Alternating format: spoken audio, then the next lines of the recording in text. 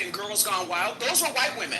So I don't want to hear anybody talk about black women in that regard if you're not willing to have a conversation about white women when they get a little bit of liquor and they're in college and all the whoring that they do for a bunch of plastic beads. At least black women are trying to get a bag, but your white women will give it up for some freaking colorful Mardi Gras bead.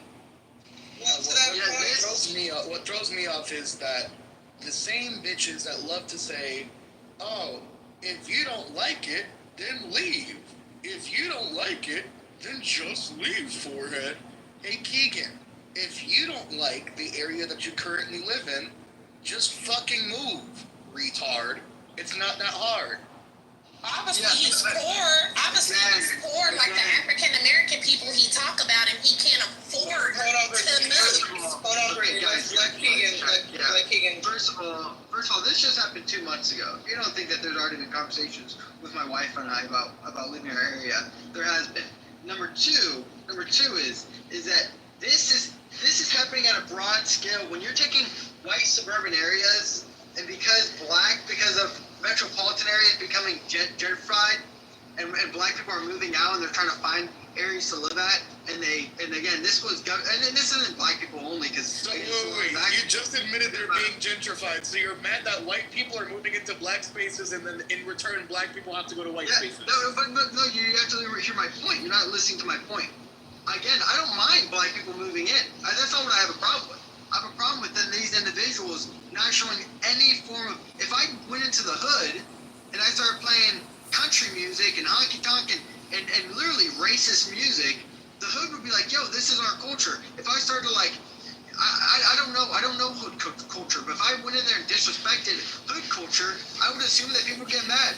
You're disrespecting white suburban culture when you come in and you have and there's no respect for decorum, and there's no idea of what we find acceptable.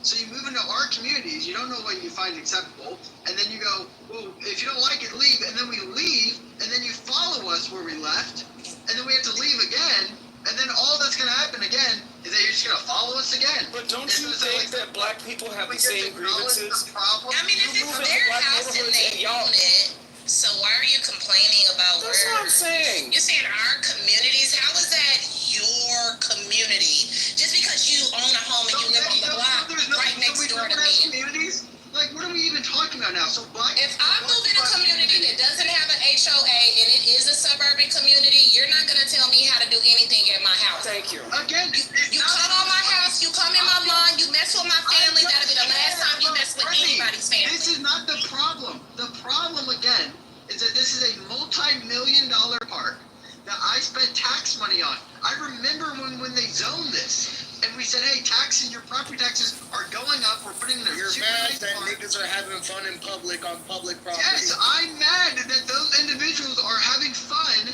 and it's disrupting the way that I'm teaching my child to be raised. I'm not teaching them to listen to any form of. Then choose another fucking route to take your raggedy ass child with. I don't know. No. We're not doing that, XG. We're not going to talk about his kids. Let's not do that. Come on. But again, I think this might be truly the where the cusp is of where white and black people are. White people are like, hey, we don't mind you guys being in our communities. We really don't.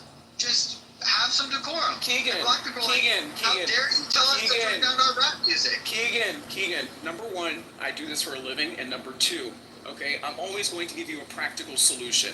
Okay, your practical solution to raise your children in the bubble that you would like to raise them in is to move as far away from black people as you possibly can. And I support you on that. I really do. I'd rather you have a productive, healthy environment to raise your white children in so that they don't develop a bunch of social problems and start antagonizing, later generations of my family. So again, if that's a solution that will make you happy and comfortable as a father, then listen. I will ping you into a private room and we can talk about neighborhood association crime rates, okay, and find you an affordable place to move to where you don't have these problems. Like, you really should look at the bigger picture. Are you going to spend the practical time complaining about this shit and shielding your child from this unnecessary bullshit, or more time enjoying your life with your beautiful family in an ecosystem that's congruent with your values? Again, an HOA can't, the idea that this stops it